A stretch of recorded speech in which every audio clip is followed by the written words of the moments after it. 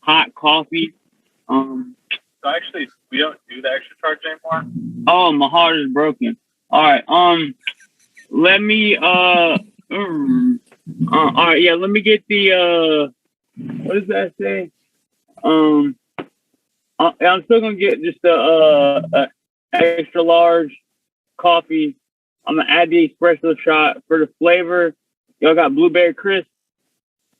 Yes, we do. All right. And then can I get extra cream and extra sugar, please? All right. Anything else for you today? That's gonna be it. Thanks so much. All right, that's gonna be ready. That's what we're. Thanks, sir.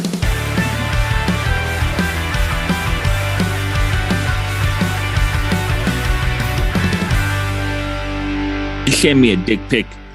You need to send a dick pic. Make sure you just put it on my wall. And that said, welcome to Where Did All My Friends Go? A podcast about life in the music industry.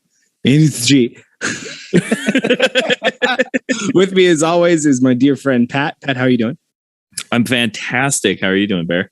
I'm doing all right. Let me tell you right now why I'm fantastic. Okay. Yeah, tell me. I want to know. First off, it's about you putting dick pics on my wall on my face page. Clearly, no, that's going to be a great. That's going to be a great opener right here.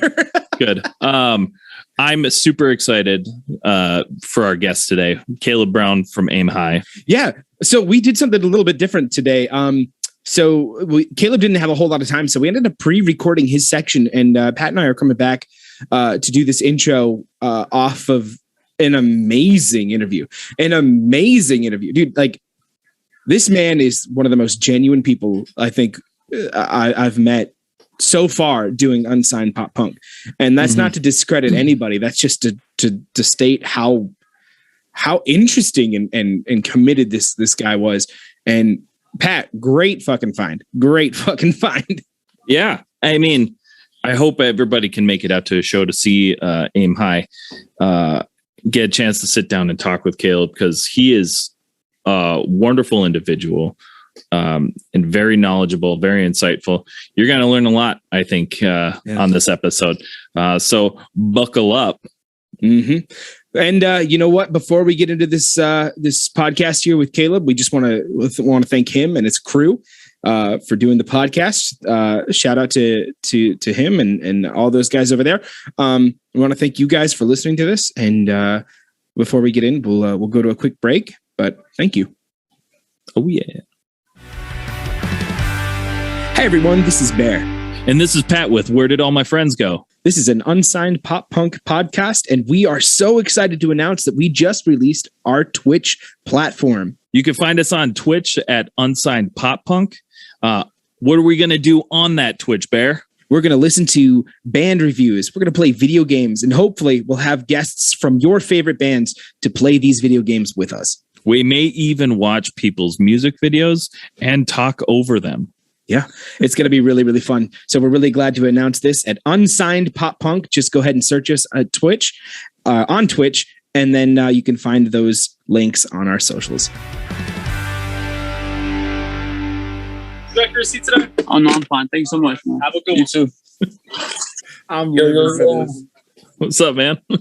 What's up? I'm back, and now I have my coffee. I am ready to go by the park. That sounds like a good plan right there. Yeah. All right. Well, let's get into it here a little bit. So, I don't know, tell us how you guys got your start. So was like Aim High your first band, or were you all like all in different bands in the scene? Were just like, I'm gonna make like this super group, or what'd you guys do? So with Aim High, before Aim High existed, I did solo music, and I still do solo music under the name Caleb, just Caleb. Mm-hmm. I've always been personally influenced by genres of all different types, but specifically pop punk, metalcore, hardcore, punk, all that stuff. So I at one point lived in Houston, Texas, and I was planning to return to Columbia, South Carolina, and I just was like, I really want to start a band. I'd seen some other bands in the area gain traction, like Brigades, and All Get Out, and I just wanted to, start something. So wrote a song. It was horrible, shit song. Found some people to play the song, and then we had some lineup changes, and then we put out our first song. Some more lineup changes, put out more songs, and then now we finally have what is Aim High at its core. And yeah, that's pretty much it. We've been going strong for about 2 years. That's awesome. It's kind of interesting how things just, it never really goes the way you plan it, but it's always supposed to go the way, the way it's supposed to. And I know that sounds really dumb, but like, if you're not in a band, if you're not in a band or have never done this kind of experience before, it's weird because you think you start off with this group of guys and you're like, this will never change. And then just out from under your nose, it changes. And you're like, okay, well, what do we do? And I think one of the biggest importances about being in a band and understanding what it is the band ends up becoming its own entity. It ends up becoming its own identity. So, for example, with you guys in Aim High, it's more than just you. It's more than just the guys in the band. It is now its own thing. It's become something completely new, completely different. And yeah, you end up going through member changes, and that, that's always, a difficult season. But ultimately, Aim High comes out for the better. You know what I mean? It's just something that's really, really crazy to think about. Yeah. And so, piggyback off of that, and I can only speak for myself when I say I haven't been in any other bands besides Aim High. Logan and Morgan, they were also in other bands, but they were bands of like different genre. Like Morgan was in a funk band and like this Foo Fighters cover tribute band. Well, yeah, nice. And but this was the first band where everybody was on the same page of, okay, we're trying to take this seriously. We're going to give 100% into this. This is something that we actually want to go somewhere with and, put our all into it. So that was definitely a noticeable change of pace.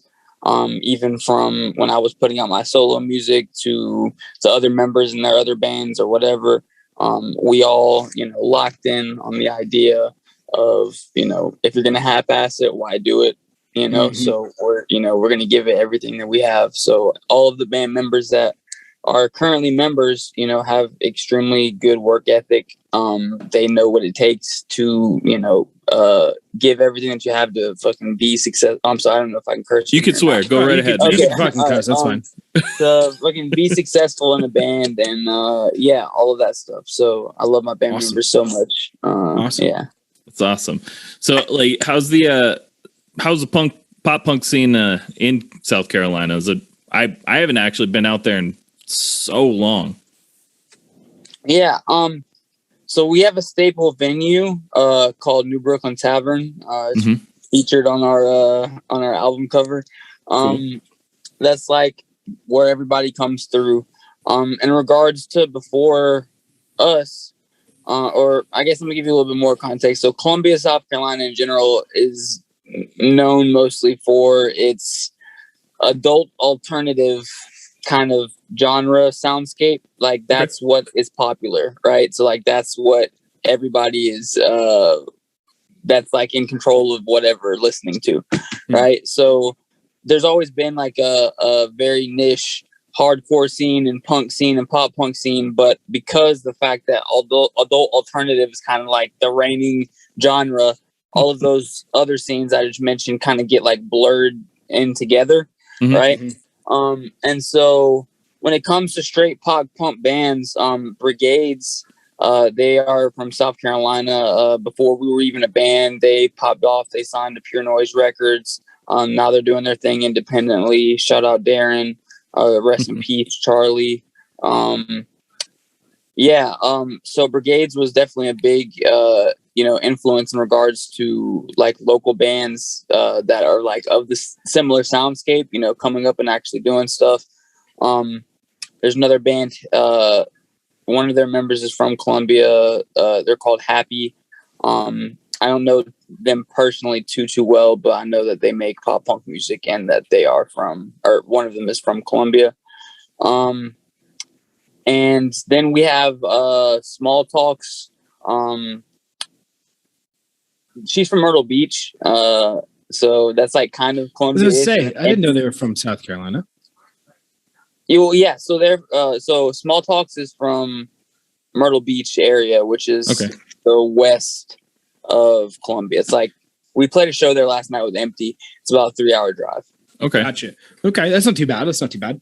I feel like that's kind of hardcore and like metalcore and all that sort of stuff kind of almost always just goes together. Like no matter where you're at, you can, especially like back in the day, that's kind of just the way it went. It was like you could go to a show and there'd be a pop punk band and like a hardcore band, emo band all playing together, because it's the scene was in most of these small towns are just kind of everybody listens to the same stuff. Yeah. If you like that, that's kind of what you listen to all of it. For sure. All right. Well, one of your first shows together was with Bless the Fall at, I'm going to say this right, Amos South End. Yeah, Amos South End. How big of a deal was that for you? Like, how'd it go? What'd you guys feel like? I mean, because Bless the Fall is a pretty big name, band. So that's gotta feel awesome. Hell yeah. So that was the first show that Aim High ever played collectively as a band. Come out swinging. Talk about that. Yeah, no shit. Thank you. To be 100% honest with you, to keep it a book, and some of my band members or my manager would be like, "Oh, don't say that" or whatever. But at the time, we sucked ass. We just started. I had the idea for the song. We fleshed out the song.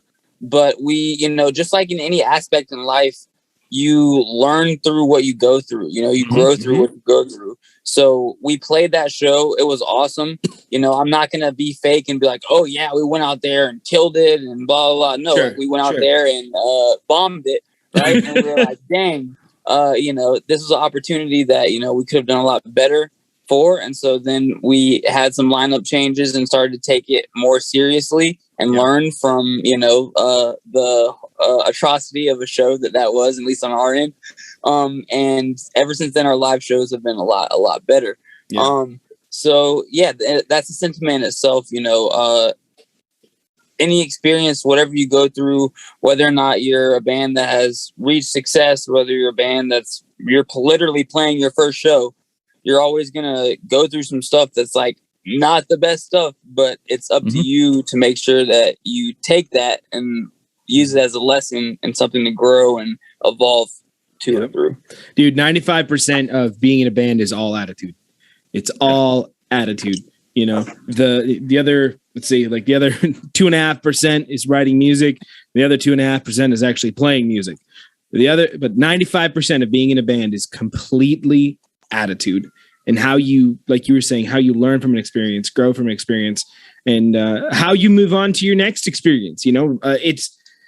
It's sitting there and judging yourself and kicking yourself in the teeth is not going to get you anywhere. It's not going to do you any good. You pick yourself up by your bootstraps. You say, this was shit, and how can we be better next time, or how can we make it not happen again? And the shitty part is, it will happen again in a in a different aspect. It's going to happen. Like the tracks didn't play and you feel like a moron, or your guitar was out of tune and you feel like a moron. Like little things are going to come and try to knock you out of your mental state and knock you out of this good attitude. It's all about how you handle that and how you bounce back. Facts. We could have very, very easily just either gotten discouraged from it and given up, or, tried to not take responsibility for it and be like, oh, the sound was bad, or oh, this or that, or trying to find an excuse. But in the end of the day, that's only detrimental to us and what we're trying to do. We saw exactly what it's just like, it's like football. Not every game you're going to have is great, but you got tape. You got to go watch the tape. Make sure you're ready for that next game. Yeah. And so, yeah, that's what we did. In terms of that specific show, aside from us not, doing too well, it was an honor to play with Palisades, Slaves, and Bless the Fall. Those are amazing bands. Some of my personal favorite bands. They're all amazing bands. Slaves just announced a tour, and I really want to go to it. Hell yeah. All super dope people. Shout out Bo. Shout out everybody that was on that tour. Really, you know, and that's the thing. Like, you know, they didn't have to be like nice to us, you know, and like come and watch our set, even though we're like super shitty band. You know what I'm saying? Like, but they did anyway, which like, you know, speaks as a testament to, you know, their character. Absolutely. So yeah, And Absolutely. that's the dream, man. It's just everybody like supporting everybody, man. I love that, and I love to hear that. I love to hear that they all did that as well. Oh yeah. So I was seeing your EPs, Garnet Eyes and Severed Ties, were mixed and mastered with Andrew Wade, who's been a part of some of literally the most influential bands and albums in our scene. How did that go, man? Like, how'd you get in contact with him? How'd you get working with him? Well, to be honest, we've collaborated with a lot of people. We've worked with a lot of people, but at that point in time, we hadn't at all, right? We didn't have a manager. We didn't have any kind of team. It was really just me and the rest of the band. Mm-hmm. I personally have always admired Andrew Wade, all of the work that he's done, from his work with A Day to Remember, from his work with Pierce the Veil, from his work with Under Oath, just, you know, he's done. The list goes on. Yeah, we really can sit and go through his discography. But you know, when we had Garnet Eyes and Severed Ties ready in terms of like the, you know, idea of it, I had 3 engineers in mind, / producers in mind that I wanted to work with. Andrew Wade, obviously. Sam Pura, he has done The Story So Far. He's done, I think, all of their records, and some other awesome records as well. And then what was his name? I feel really bad. I'm horrible with names, a lot better with faces. It's okay. He did Paramore's All We Know Is Falling, and he worked with a lot of other people. So I personally just reached out to all of them and was like, hey, we're a super new, small band, but, you know, we admire your work. I know it's a shot in the dark, but, you know, if there's any way you'd be willing to work with us, we would love to work with you.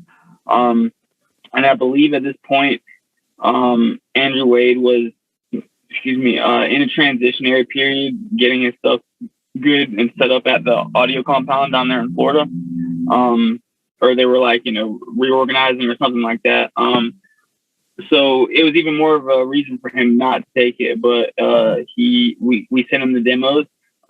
He said yes, and he took it on, and we were like super blessed for him to, you know, do that. Then when it came down to Local Band Forever, which is our debut album, since we already got him to, you know, do Garnet Eyes and Severed Ties, it was a no-brainer in regards to who we wanted to get to multi-track master that one. That's awesome. That's awesome, man. So what does Local Band Forever mean to you now that you mention it? So Local Band Forever is a concept spawned from my head. So in scenes, a lot of local scenes, a lot of scenes wherever you go. Sometimes people with small PP energy, they will use little dick energy for anybody who's like actually trying to figure out what he's saying. Just the smallest dick energy. Yeah. Fucking they will use the term local band as like a low-key derogatory, like low-key offensive term, right? Like they'll be like, oh, that's such a local band thing to do, or like, oh yeah, that band's so local or whatever, like trying to like diss them. And we always thought that was like super lame, right? Like that's just lame. Like every band at one point, like even your favorite band at one point, unless they're like industry plants or whatever the fuck, you know, like was a local band at one point, and you know, came up just like any other band.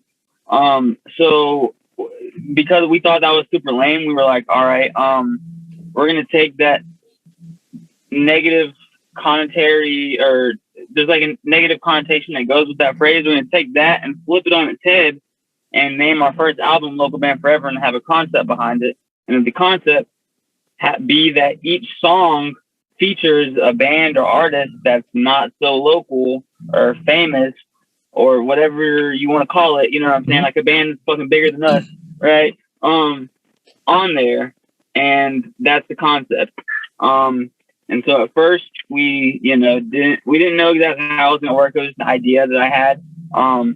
When we, oh my bad. When I pitched it to my manager, pitched it to our manager, he was like, "Oh, good luck with like getting all these people that you want on your album."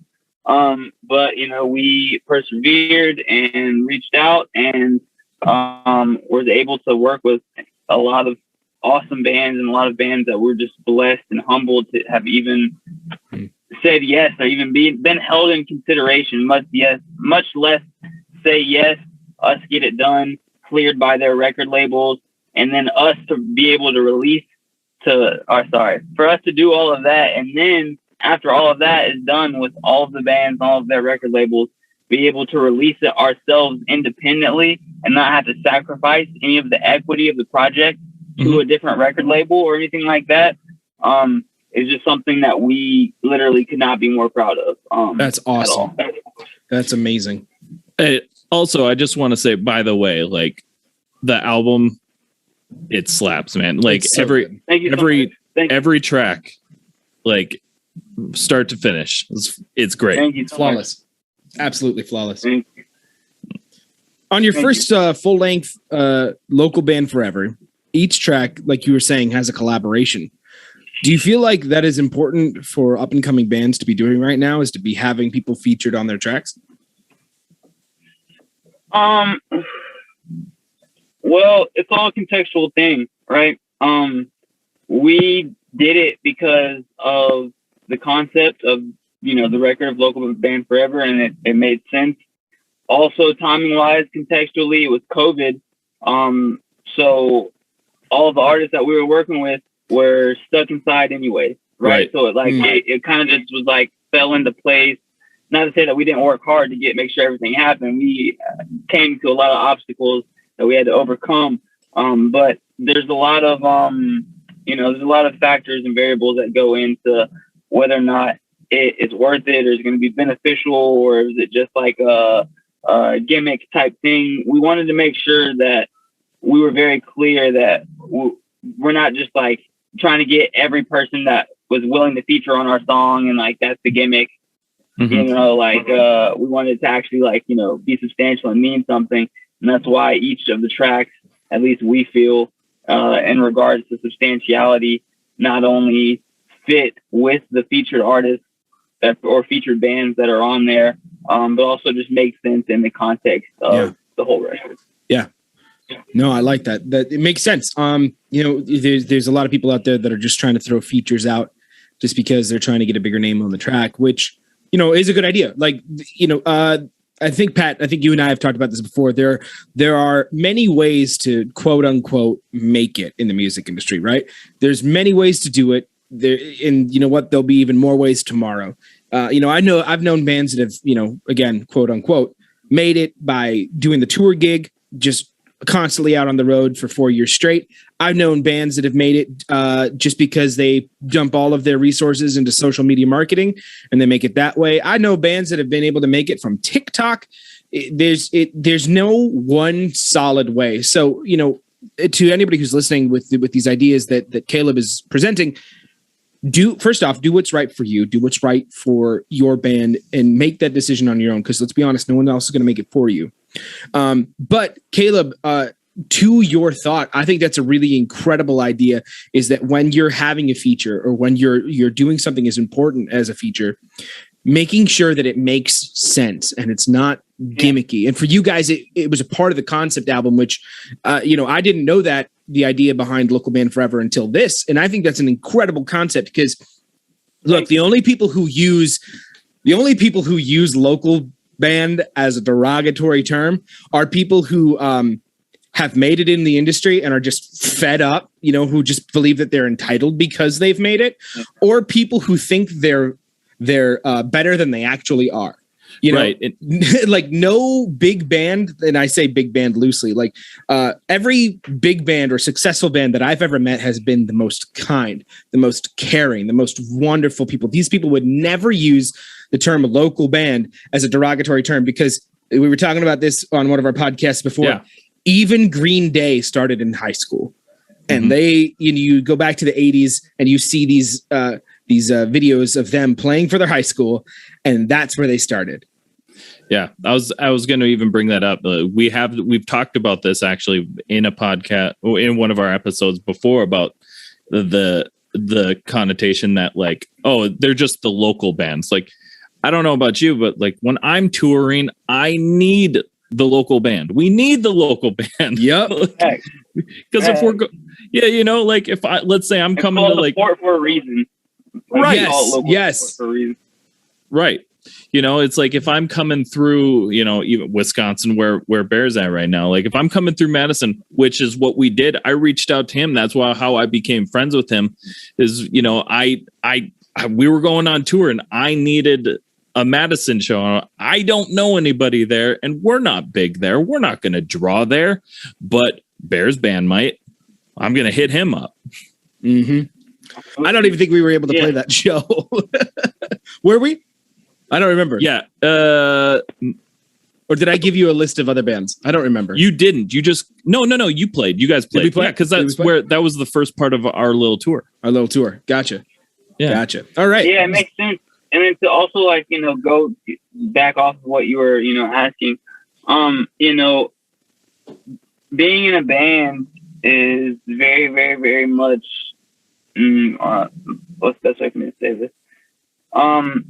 There's obviously the fun aspect of being in a band, but if you're trying to take a band serious and are trying to aim for success, aim high, boom, you got to make sure, you know, there's certain things that you're willing to do, right? And so at a certain point, you have to start treating your band as a brand and your brand as a business, right? Yeah. So when it comes to us securing features, or when it comes to any band, like a hypothetical new band, right? And they're wondering, or they're like sitting contemplating, like, should we get this feature or whatever? What I would say to them is ask yourself, what's the end goal? If, you know, the end goal is that y'all just want as a band to get to a certain level where a record label will look at you and then you can go get signed and they'll pay for you to make music or whatever. Like, if that's your goal, then cool. You need to start doing things that will get you to work to that goal. And yeah, having a famous person on your song very well might make a record label look at you. Right now, that isn't our goal. You know, no offense to whoever's goal that is, but you know, everything is. It's just another way, right? So, in regards to ours, like an anecdotal example, right? We have before Local Band Forever concept came about, we had one song with one feature, or not one. Or we had one song out that had one feature. It was the first song from Local Band Forever. It's called "Drag This Out," featuring Joey Fleming, featuring In Her Own Words. Awesome band. If y'all haven't heard them, check them out. They're fucking amazing. Anyway, so we had that. We got that feature. And obviously, you know, he's an artist, so, you know, we had to pay him for it and stuff like that. Then we got the idea for Local Band Forever. And so then it was just like, okay, business move. How can we take this and make it turn into something that's going to be beneficial for our macro goal, right? Yep. So what is our macro goal, right? We had to take a step back and ask ourselves, like, yo, what are we trying to do?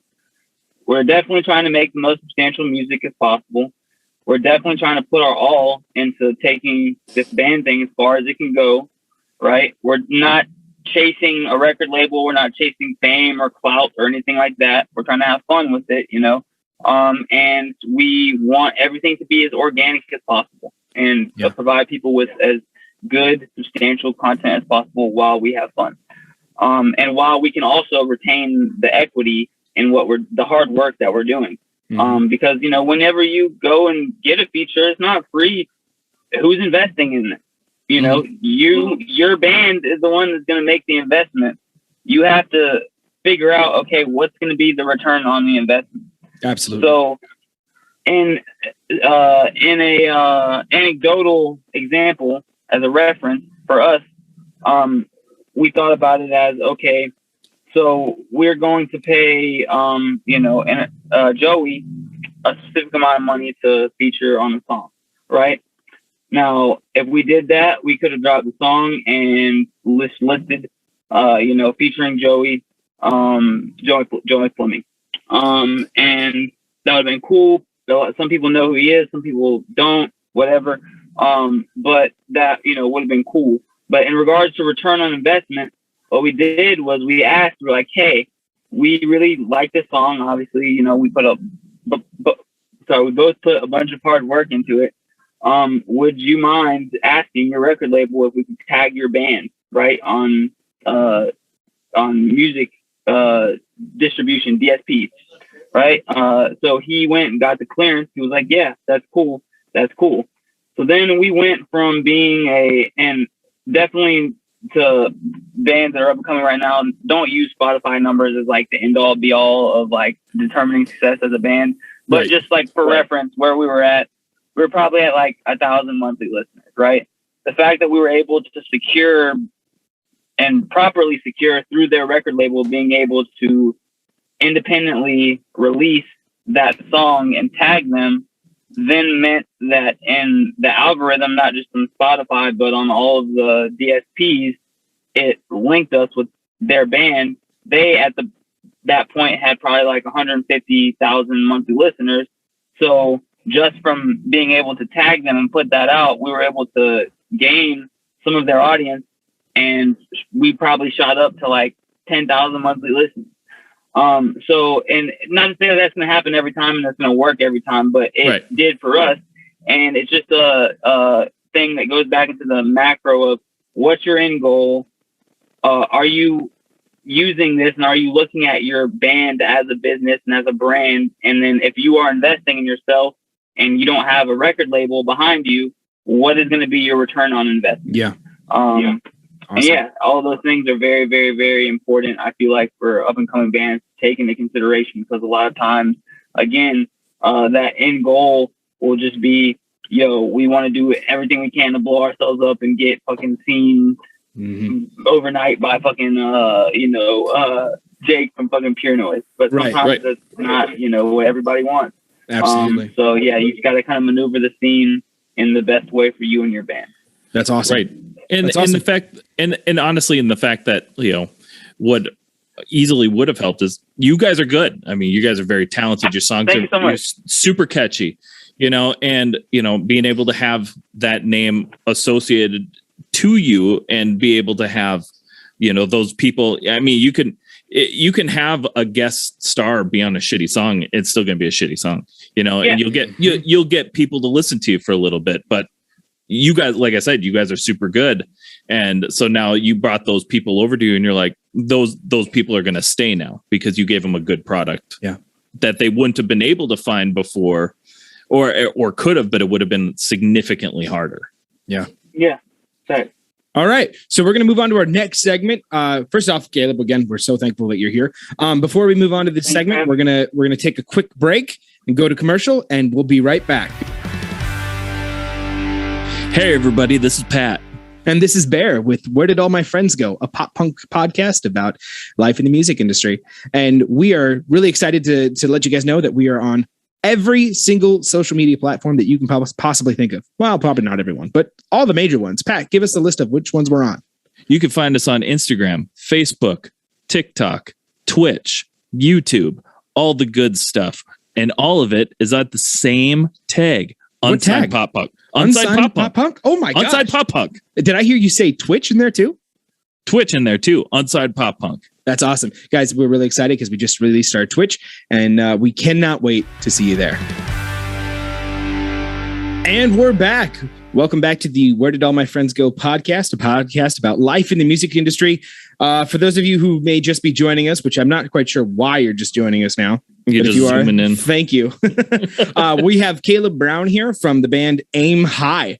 Caleb, again, we're so stoked for you to be here. We can't thank you enough.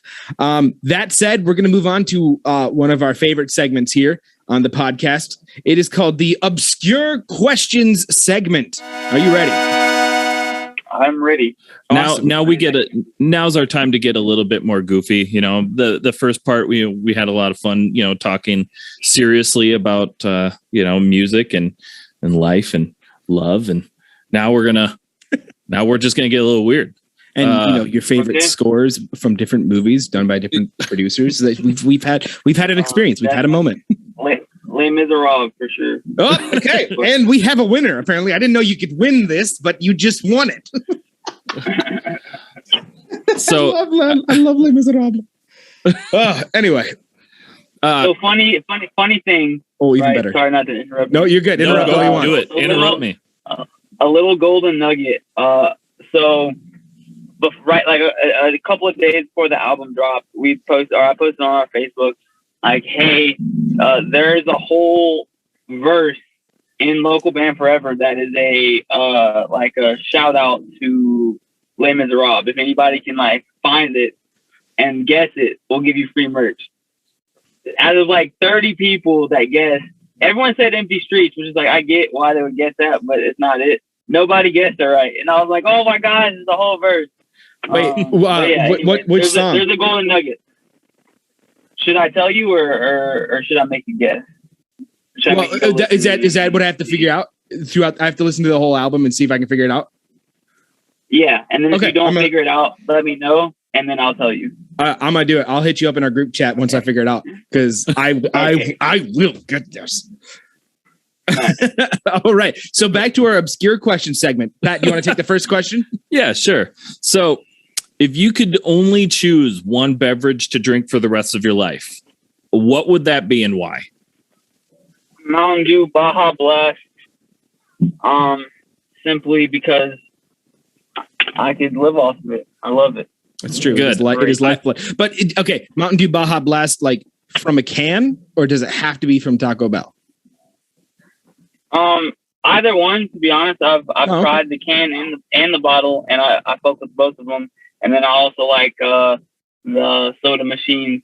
A lot of times, sometimes at Taco Bell, the bag will be out though, so it'll be a little bit of water and a little bit of Baja Blast, and I don't like that. Yeah, not good. I do have this question for you though. Have you ever gone to Taco Bell and ordered their mango fiesta tea? I've not. No. It is good. It is life changing. I'm dead at. Yeah. I used to order Fiesta tea. Mango Fiesta tea. I used to be a Baja Blast person, okay? And then I discovered this. So it's okay if you like Baja Blast, but try the tea. My gold nugget from you is to find Les Miserables. Yours is to order Mango Fiesta tea from Taco Bell. Taco Bell, we are currently looking for sponsors. So if you want to live Mas, we're over here trying to do our best. Taco Bell used to, before COVID, Taco Bell used to sponsor bands it was Feed the Beat. Yeah, Feed the Beat. Mm-hmm. Yeah, mm-hmm. Yeah. Our buddies in Boys of Fall got on to Feed the Beat, which is pretty sick. Oh yeah, fucking love Boys of Fall. Shout out Mike. Okay, you're cool. Okay, we're gonna hang out. Shout out everybody. Shout out Eli. Yep, we have Mike coming on the podcast here in a week. I think a week or two. Nice. Yeah. We actually got to play with Boys of Fall back before COVID hit, and that was one of our most fun shows. I think they're a talented group of individuals, and I don't know, Mike and Eli. I can't even. They're so good. They're so good. Absolutely. Yeah. They better not listen to this episode though before we have them on, because then they're gonna know that I fangirl, and you know what? Screw it, Mike. I fangirl over you. All right. What is the weirdest smell you have ever smelt? The weirdest smell I've ever smelled. Sebring gas. What? Yeah. What was that? Sebring. What, I forget what the acronym is for. Sebring is the military. The gas chamber. What's it called? There's a specific name for the gas, and I don't know why. I can't think of it right now. Hold on. Is that the stuff that they put you in the chamber for boot camp? Yeah, but there's also a whole chemical, biological, radiological, and nuclear defense is the MOS. But what is the actual gas? This got way more interesting. CS gas. Yeah, CS gas. Okay. It's got so not only was it like bad and uncomfortable, but it just smelled like if you mix ammonia and bleach and then like I don't know the worst fart you've ever smelled in the world and then like took away like your breathing and like sense of like sight and smell and everything else. Yeah, that's okay. That is the coolest answer that I was not expecting. Yeah, I was waiting for like somebody's fart smelled like beef stew, you know, like yeah, and like no, that was and your your answer was fantastic. Like all of your answers have been on this podcast so far. Absolutely. I don't know why I would have expected anything else at this point. For fucking real. All right, take the last one. Last one here. With the world being in such a chaotic state as it is right now, if animals could talk, which one would be the rudest? Rudest? Ooh. Yeah. Probably gnats. Gnats.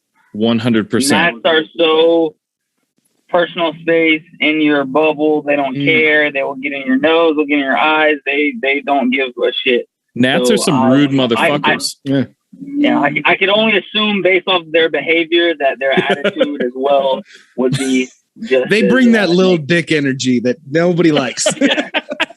Yeah. Absolutely. Okay.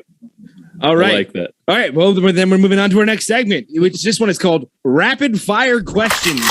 You get like 0 time to think about these questions. Yeah. Entirely. You just get to answer from the heart, the gut, from the pelvis. I don't care how you answer. You're just going to answer them. Pat, do you want to do the grading this time? Switch it up a little bit. You do grades? Yeah, I think it's just going to be. It's most likely just going to be an A+. It's okay. Sure. All right. I'll take the first question. You ready? Yeah. All right. Pizza or tacos? Pizza.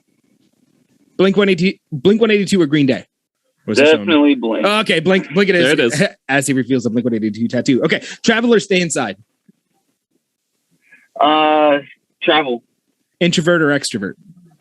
Ooh, introvert. Okay. Mm-hmm. Favorite shade of red? Favorite shade of red? Garnet.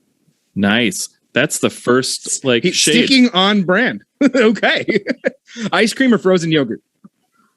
Ice cream. Absolutely, that is the correct answer. And it's correct. It's an A+. You were the first person to give us an actual shade of red. That's true. No. Jake gave us cranberries. Did he? Or was he just like speaking out of his butt? I don't know. Honestly, he probably was speaking out of his butt because he can. The reason I said garnet is because I lived in South Carolina and the college here is the University of South Carolina. Our colors are garnet and black. Gotcha. So, hey, it's ingrained in your mind already. There you go. Yeah. There you go. All right. So, first of all, Caleb, thank you so much for being on this podcast. We really appreciate it. Like, thank you so much for having me. Yeah, dude, of course. Not only are we big fans of your band, but even just getting this hour to talk with you, it's been awesome to get to know you, and now we're just big fans of you as a person. So we really thank you for just being a part of this. With all of that said, go ahead and plug your band, promote whatever you're trying to do. Where can we find you? Just shamelessly plug everything you're doing. Word. All right. We are Aim High. You can find us everywhere on all socials at Aim High 803, as in 803. There's also a fan link you can click onto if you catch me at a show. You can come scan my QR code and it'll pull up a menu of all of our music. Since this isn't video yet, I just want to tell you all that he literally just lifted up his shirt and showed us a tattoo of a QR code. That is fucking baller, dude. This one might be for sure video though. With this one, I think it might have to be, dude. It might have to be. You could be our first video. All right, let's see what else. All right, yeah. So we just dropped the album, our debut album, Local Band Forever. It dropped July 23rd. Again, the concept is that a lot of people will use the term local band as a derogatory term. We wanted to flip that on its head and have every track on the album feature a not so local or famous or whatever have you artist or band. The album has guest features from Dan O'Connor of 4 Years Strong, Brendan Murphy of Counterparts, In Her Own Words, Sleeping with Sirens, Charlie Sheen, Lindsay Lohan, Broadside, Soulja Boy, Wilmette, Glimmers, The Home Team, big list, goes on and on and on. We are crazy blessed and humbled to have been able to work with all of these people. The artwork was done by Mike Cortada, who's a legend in the scene. The multi-track mastering was done by Andrew Wade, who's also a legend in the scene. We want to shout out everybody that's on our credits, our whole team. Shout out to all of the bands that, are on the record and that, helped us out with it. Anybody that I'm not remembering right now, shout out to y'all. You know who you are. We have a whole big list of album credits in our vinyl. Speaking of which, we have a whole bunch of merch and vinyl for order right now. If you order the vinyl, you also get 3 unreleased songs, which also have features. We have vinyl and CDs. That's called the extended clip of Local Band Forever. So that's a little special gift. We got shirts, hats, jerseys, hoodies, everything you can think of, magnets, stickers, all that good stuff at aimhigh803.bandcamp.com. If you do buy it on Friday because they waive their revenue share, which is very, very, very cool. Shout out to our friends in the scene. Shout out Jumping Ship. Shout out Wilmette. Shout out the Belmont Boys, obviously. Shout out Joey.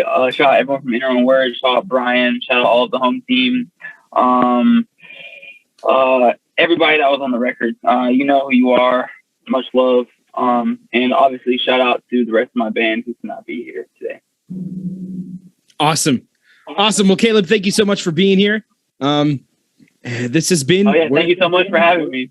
Yeah, dude. Well, hopefully we'll get you on again if you guys are down with that, and we'll make it happen. Absolutely. It's been a pleasure. Yeah, Pat, you want to take us out, my guy? Yes.